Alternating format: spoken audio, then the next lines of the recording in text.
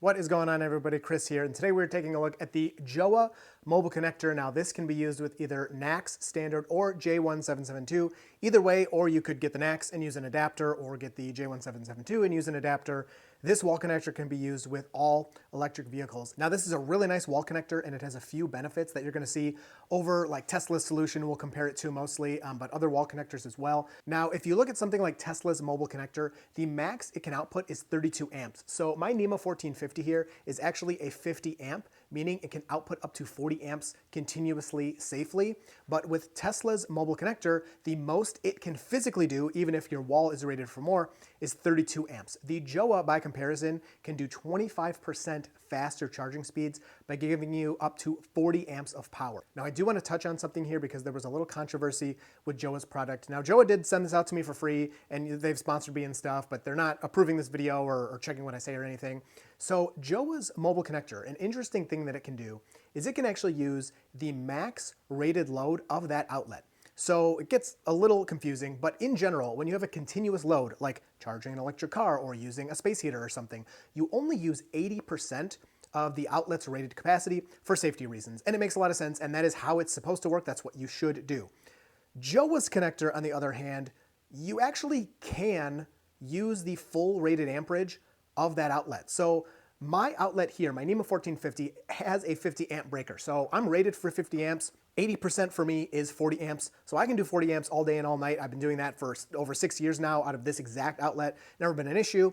But let's say that I actually had a 40 amp outlet here. I could tell this charger, go ahead and pull 40 amps out of there. Now for short durations, it's not dangerous. It's just not something you want to do all the time or leave continuously running for weeks and months or days or whatever. So when Jowua first announced their wall connector, there was a lot of kind of pushback like, hey, you shouldn't be able to do that. It shouldn't work that way. Well, how this connector works now from Jowua when you first receive it, by default, it will default to using only 80% of the rated capacity. So if you take the NEMA 515, that's 15 amp outlet, it's gonna charge at 12 amps. It's not gonna change anything. That's what it's gonna do, which is what it should do, unless you change it. You can also put a timer on it, so it will only charge for, say, 3 hours or something. And the main benefit that Jowua thinks you're getting here, say you're in a situation where you need a faster charge, you only have that small wall outlet, now you can get 25% more energy into your battery in your small allotted amount of time than you could have before. So it's an option you can use. On top of this, I did consult a third-party master electrician and asked them about that, and I said, hey, what if I wanted to charge my car at the full, rated capacity of the outlet? And he immediately was like, don't do that. And I was like, okay, but I need more. I need more than that. Like, can I do it for 10 minutes? Can I do it for 2 days? And he kind of was like, you shouldn't really do it. He goes, but practically, to be honest, he's like, it's not gonna be a problem for a long time. And I said, well, okay, what's a long time? I need like an actual time frame. And he said, honestly, it would probably be in the range of weeks to months in newer homes. He goes, older homes, you just don't know. It depends on a lot of different factors. But in his opinion, it was not an imminent threat. It was something he suggested you do not do. But for shorter periods, he said it's not a big deal. I asked about code and everything. And I guess even the code, again, it's different where you live, where you are, even locally in the US or in other countries. There's not really one set of rules. Kind of the general thing that a lot of people have heard is you can do continuous load at the full rated capacity for up to 3 hours is the suggested. I don't know. I'm not going to touch it. My recommendation is don't do that. My recommendation is just use 80% of whatever the outlet is. But if you do need an extra faster charge for a short amount of time, you at least have the option, which personally I think is kind of the smart way to do it. It's your product. You should be able to use it the way you want to use it. So I wanted to throw that out there because I'm guessing a lot of people are going to talk about that. So let's see what's going on right here. So this whole time, this has been charging my car. Again, I have it set up to charge at 40 amps. I have a 50 amp breaker on here, so we're all good.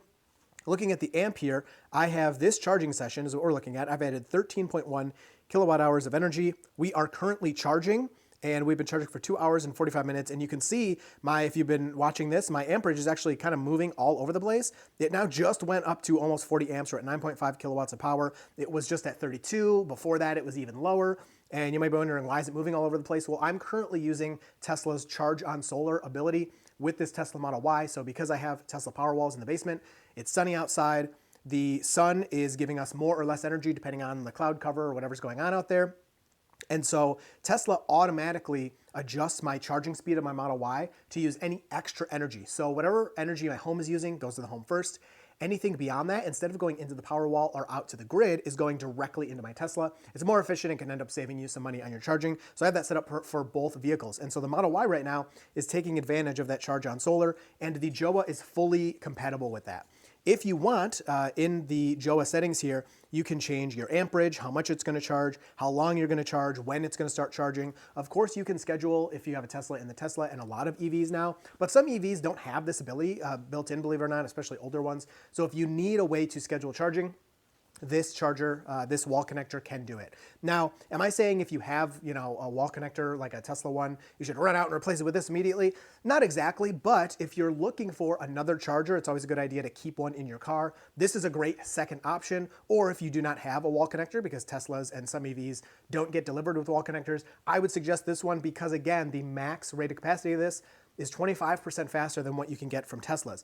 Even cooler, check this out. So when you get it, you get a case like a lot of these chargers come with. On top of that, not only does Jowua send you a NEMA 515, which is what you'll get with Tesla, Jowua also includes the NEMA 1450. Even cooler than that, what I really like is this connector style is compatible with Tesla's connector style. Sorry, I have a lot of things to hold here. Can I put that there? Yo, look at that phone holder. This is Tesla's NEMA 515 wall connector adapter. This is Jowua's, and if you look here, they're the same. They're exactly the same. So these are interchangeable. You can also see Jowua's is a bit longer, so you have more reach with that. On top of that, there's a lot of benefits. Jowua thought a lot. I can tell. I've been using this for a while now, and the more I used it, the more I was like, I can see why they changed this or did this. They put a lot of thought into this. You have this kind of vertical connector, or 90 degree, or not 90 degree, I guess, on the Jowua, whereas this one, this can be good, if you're charging in your home or whatever, but there have been times where I have gone to like an electrical box, like an outdoor one that's in the sealed little box, right?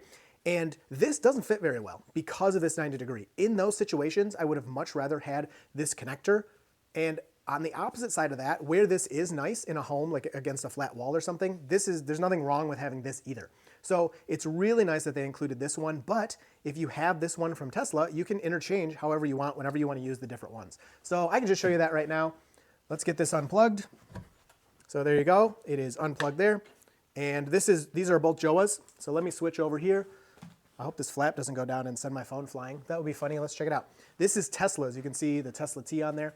This is Tesla's. We'll take out Jowua's, just like that. And we can insert Tesla's, and it works just like that. So really nice to have those interchangeable. If you do have some accessories already for Tesla and you're picking up a secondary wall connector, again, I would recommend, if you're picking up a secondary one, this one over Tesla's. Get this plugged in, and that should automatically start charging again. On top of that, you got thicker cables, you have temperature monitoring in here and in here. So this system is super safe and is always going to monitor the temperature of everything going on, making sure that if anything goes wrong, it immediately will shut down and stop charging. Going into a separate part of the Jowua interface here on the app, you have auto start. So of course you probably want that enabled. So when you plug it in, immediately the car will start charging. But again, this is something completely controllable by the user, which is the way kind of all these settings should be in my opinion. If you don't want it to just immediately start charging as soon as you plug it in, you can turn that off in the settings. You can see my energy history. I've already charged almost 1,000 kilowatt hours with this thing. It's been working really well. And you can clear, all of your settings, change your password, and kind of factory reset the unit. So you have different options within the app. So that's everything you can do on the app. The other thing that I noticed almost right away, and it's something I never thought about. This is why, you got to kind of step back and think, how can we make things better? Because this is never a complaint I had, but the handle. So this handle is huge. It's very beefy, very, very chunky, which whatever, I don't, that doesn't mean too much to me. But the button on here, oh my goodness, listen to this. Well, I'll put it here. So this button goes down super far, and it's super clicky. And not only is this button super easy to use and super clicky, of course, it's still compatible with your Tesla, so you can get it in there. Now, when I first started using this, it was a little tough to get into the charging port. I noticed there was a little bit of resistance, but as I've used it over the past couple of months, that has worn down, and so now it's working a lot better. But when you first get it, you might notice this does not kind of go in as easily as the Tesla one, but it is working a lot better now, so I can just kind of do that, whereas before it took a little more effort. That button though, is like, it doesn't seem like it's a big deal, but the Tesla button is flush with the wand. Sure, it looks nice and everything, but you don't always know if you're pressing it. Half the time I have to press it multiple times for, and this has been every Tesla, I've had like 6 Teslas at this point. They've all worked this way, where you press that button and like, yeah, it usually opens the charge port, but sometimes it doesn't. This one works every single time. It's such a better button than what Tesla has. Again, it probably didn't seem like a big deal, but it is, it really adds to the experience. If you're looking to pick up a Jowua wall connector for your Tesla or any other EV, you can use my code DIRTYTESLA to save 5% on the website. Link will be below. If you have any questions, leave those down below, and you will see me in the next video.